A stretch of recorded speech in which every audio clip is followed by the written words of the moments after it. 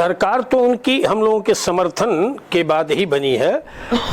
स्वामी प्रसाद मौर्य देश का ऐसा पागल इंसान भी नहीं कहूंगा, जानवर कहूंगा।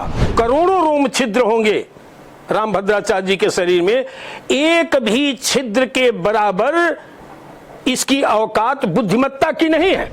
अभी हाल में स्टालिन के बेटे ने एक बयान दिया है कि सनातन धर्म को समाप्त कर दिया जाना चाहिए, उस पर क्या कहेंगे आप? उनके बारे में क्या ख्याल है आपका? उनके बाप नहीं समाप्त कर पाएंगे, उनकी क्या औकात है।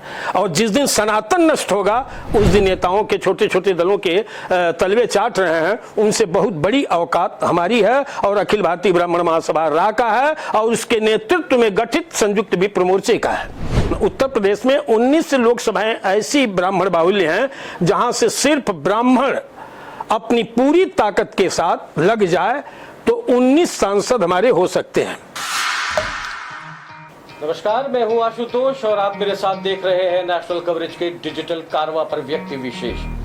आज हमारे बीच में अखिल भारतीय ब्राह्मण महासभा के राष्ट्रीय अध्यक्ष राजेंद्र त्रिपाठी जी मौजूद हैं। समय समय पर वो अपने वक्तव्यों से हमेशा समाज को या तो कुछ संदेश देते हैं या फिर विवादों को जन्म भी देते हैं अपने विवादित बयानों से। आपको याद होगा कि पीछे उन्होंने विकास दुबे को लेकर के विवादित बयान दिया था और अब नए सिनेरियो में लोकसभा चुनाव समेत तमाम गहन मुद्दों पर उनसे बात करेंगे हम आज अपने इस कार्यक्रम व्यक्ति विशेष में। बहुत बहुत स्वागत है आपका त्रिपाठी जी। बहुत बहुत धन्यवाद। इस बार क्या करने जा रहे हैं आप? अभी भारतीय जनता पार्टी तो वन नेशन वन इलेक्शन की बात कर रही है, इस पे आपका क्या राय है? ये राजनीतिक दलों की अपनी रणनीति है, उसके तहत जो चाहे सो करें, जिसमें जिसका हित है वो अपना कार्य कर रहा है, उस पर मुझे कुछ नहीं बोलना है। आगे लोकसभा के चुनाव हैं। पिछली बार विधानसभा के चुनाव ने आपने और करीब 100 ब्राह्मण संगठनों ने भारतीय जनता पार्टी को समर्थन दिया था उत्तर प्रदेश में। क्या आप ये मानते हैं कि उसकी वजह से कुछ फर्क पड़ा या इस तरह की पूर्ण बहुमत की उनकी सरकार बनी? सरकार तो उनकी हम लोगों के समर्थन के बाद ही बनी है। कारण कि जिस तरह से पिछली सरकार में ब्राह्मणों के साथ अन्याय, अत्याचार, अपमान, तिरस्कार ब्राह्मणों का हो रहा था, इस बात को लेकर के उत्तर प्रदेश का ब्राह्मण काफी आक्रोशित था, दुखी था, प्रताड़ित था। लेकिन 100 से ऊपर संगठनों की बैठक और अपने संगठन के सभी वरिष्ठ पदाधिकारियों और जिलाध्यक्षों की बैठक में ये निर्णय लिया गया कि एक बार अवसर दिया जाए और अपनी शर्तों के आधार पर समर्थन किसी भी दल को दिया जाए। सभी दलों को दिया गया। बीजेपी ने उसमें बढ़ करके कार्य किया और आकर के हमारी 15 सूत्री मांग पत्रों पर पूर्ण रूपेण सहानुभूतिपूर्वक विचार करके और उसका क्रियान्वयन करने का आश्वासन दिया था। हम लोगों ने समर्थन दिया और समर्थन ही नहीं दिया, सभी जिलों में हमारे संगठन के जिला कार्यकर्ताओं ने बढ़ चढ़ करके हिस्सेदारी की। मैं भी कंटिन्यू लगा रहा और उसका परिणाम भी बढ़िया आया। लेकिन आज मैं आपको बताऊं कि एक तरह का छल और धोखा भारतीय जनता पार्टी ने हम सहित संयुक्त विप्र मोर्चा में जितने संगठन थे सबके साथ इन्होंने किया। अब 2024 का चुनाव है, पुनः हम लोगों ने संयुक्त विप्र मोर्चा और संगठन के लोगों के साथ एक आम निर्णय लिया गया। सभी की राय ये हुई कि हम अब किसी भी राजनीतिक दल को समर्थन नहीं करेंगे। अब हम अपनी सभी लोकसभाओं में अपनी ताकत का पता लगाएंगे कि हमारी ताकत क्या है।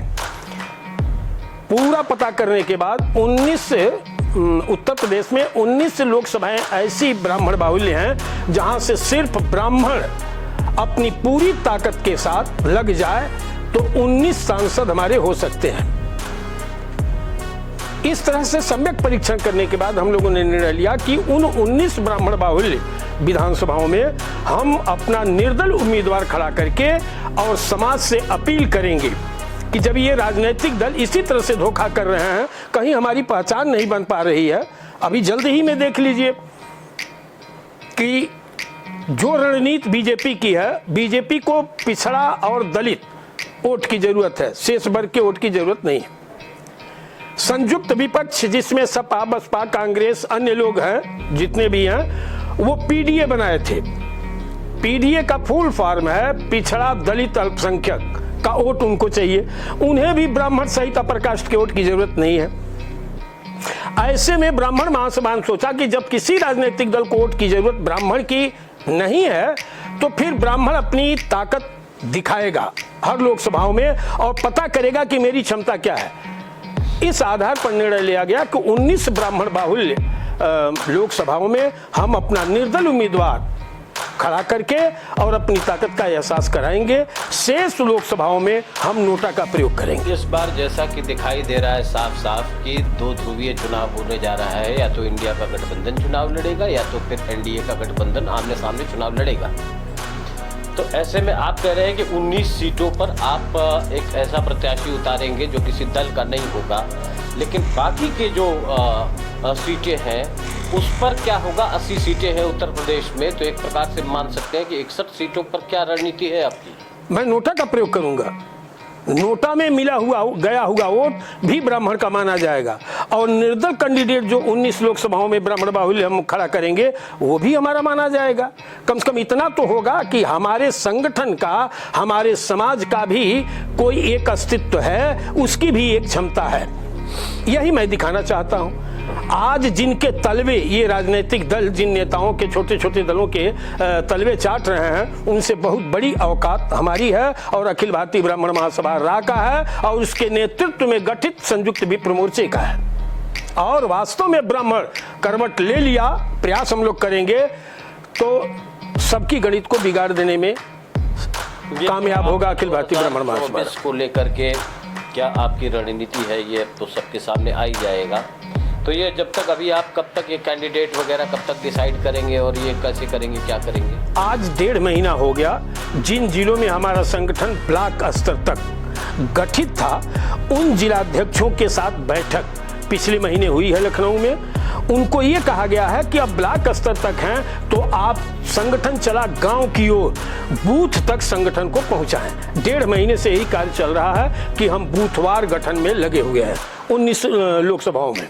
लेकिन अभी हाल फिलहाल पिछले दिन आपका एक बयान काफ़ी सुर्खियों में था, जिसमें स्वामी प्रसाद मौर्य को लेकर के आपने एक बड़ा बयान दिया था कि स्वामी प्रसाद मौर्य तो इस समय एंटी बीजेपी बात करते हैं और कर रहे हैं, तो आपने स्वामी प्रसाद के खिलाफ भी मोर्चा खोल दिया। आप मोर्चा खोलते रहते हैं सबके खिलाफ ऐसे ही? नहीं, मैं नहीं खोलता, आवश्यकता आविष्कार की जननी है।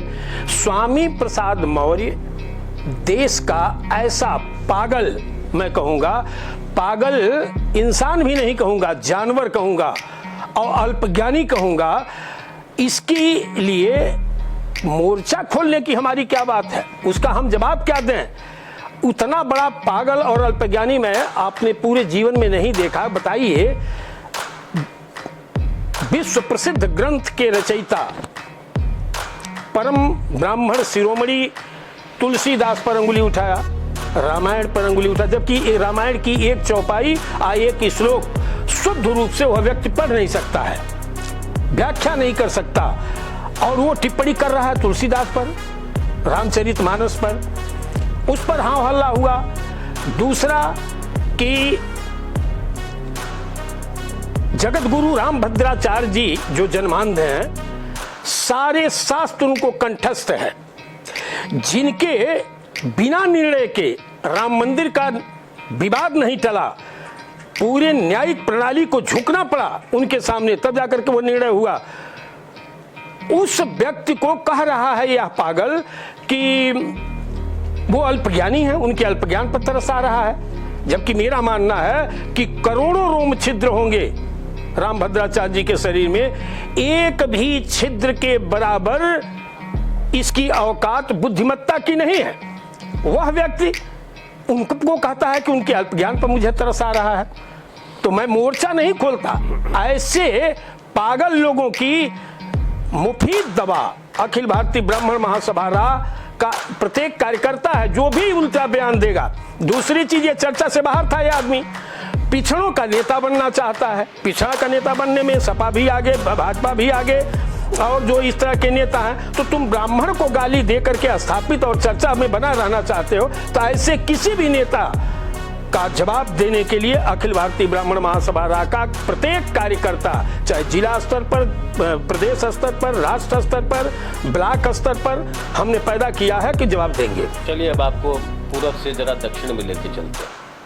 अभी हाल में स्टालिन के बेटे ने एक बयान दिया है कि सनातन धर्म को समाप्त कर दिया जाना चाहिए, उस पर क्या कहेंगे आप? इनके बारे में क्या ख्याल है आपका? उनके बाप नहीं समाप्त कर पाएंगे, उनकी क्या औकात है। और जिस दिन सनातन नष्ट होगा उस दिन धरा नष्ट हो जाएगी और मानवता खत्म हो जाएगी।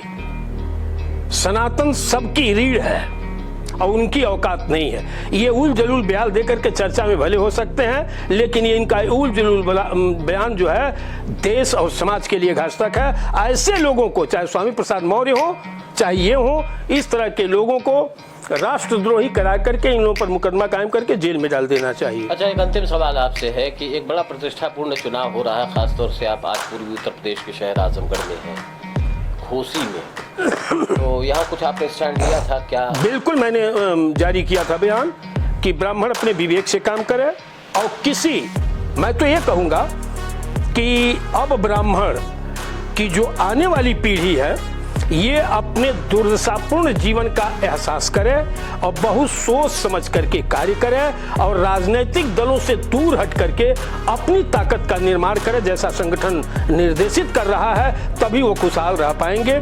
किसी दल के पीछे दौड़ने की जरूरत नहीं, उससे कुछ मिलना है नहीं, इसलिए वो अपनी ताकत का निर्माण करके कार्य करें। बहुत बहुत धन्यवाद आपका त्रिपाठी जी। तो आप देख रहे थे नेशनल कवरेज पर व्यक्ति विशेष, और हमारे साथ बात कर रहे थे इस वक्त अखिल भारतीय ब्राह्मण महासभा के राष्ट्रीय अध्यक्ष राजेंद्र त्रिपाठी जी।